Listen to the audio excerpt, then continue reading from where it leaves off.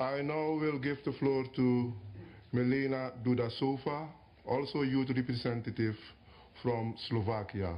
Madam, you have the floor.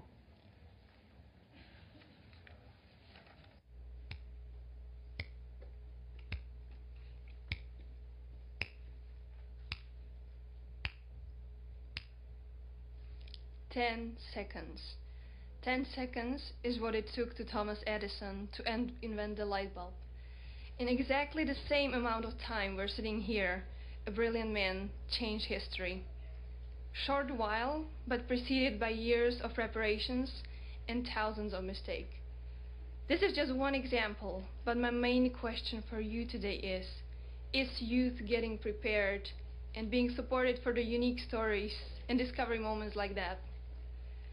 Dear Mr. Chairman, ladies and gentlemen, distinguished delegates, it's really an honor for me to speak here at the United Nations General Assembly today on behalf of young people from Slovakia. What I would like to emphasize today is the problem of general phenomenon of low expectations towards young people. Edison started developing his laboratory when he was 10. Founder of American Red Cross, Clara Barton, started nursing at the age of 14. George Washington, at the age of 16, became a Grand Land Surveyor. The historian Friedrich Heer made the following comment in this regard.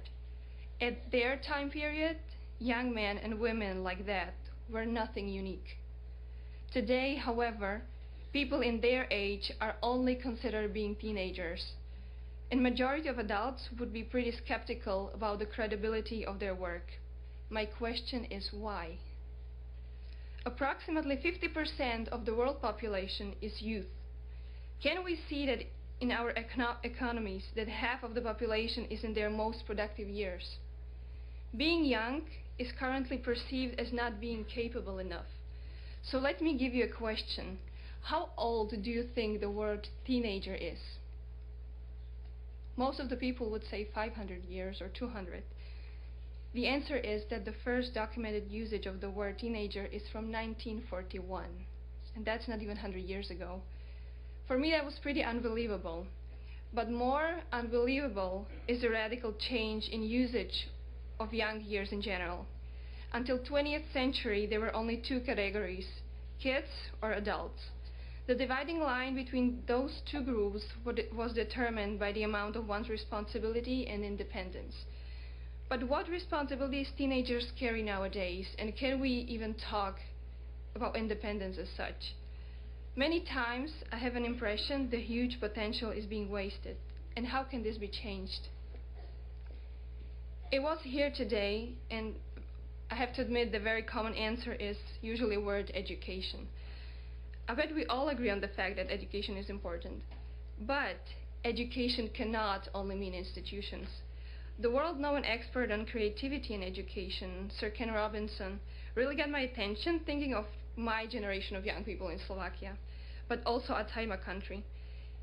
In his presentation, he asked at the very beginning, how do we educate youth to take place in economies of 21st century, given that we can't anticipate what the economy will look like at the end of the next week?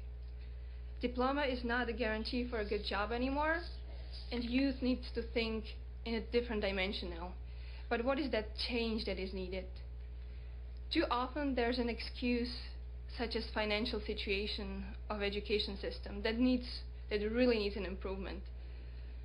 Well, I'm not a lawyer nor an economist. I am an architect. But one thing architecture taught me is, by words of Jamie Lerner, that creativity starts when you cut zero from your budget. So if the excuse is crisis, then I say it is the ideal opportunity for the creativity to wake up. And this is my message to all of you. Wake up the talents which are present among youth.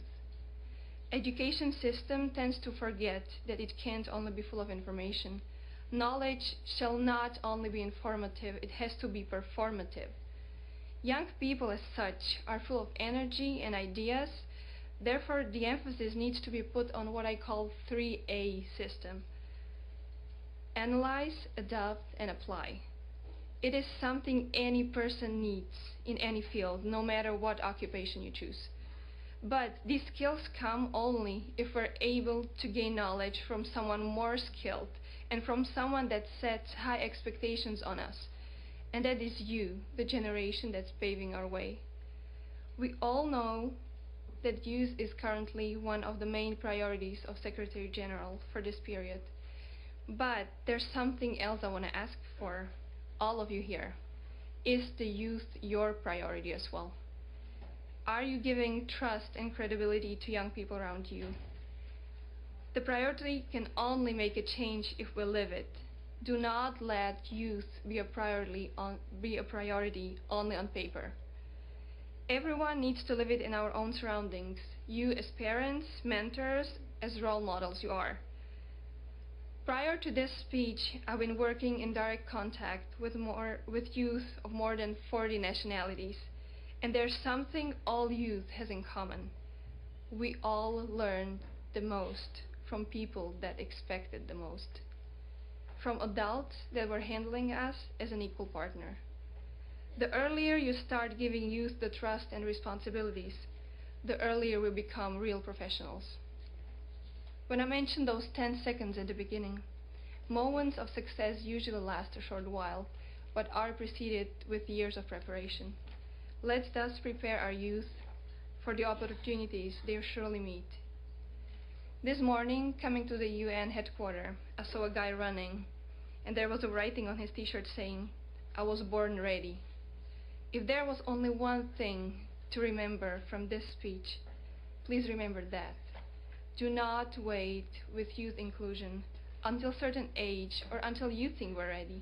We're ready now. Youth is the future of any nation. Then give us a chance to build that future. Thank you. I thank the Youth Representative of Slovakia for her statement.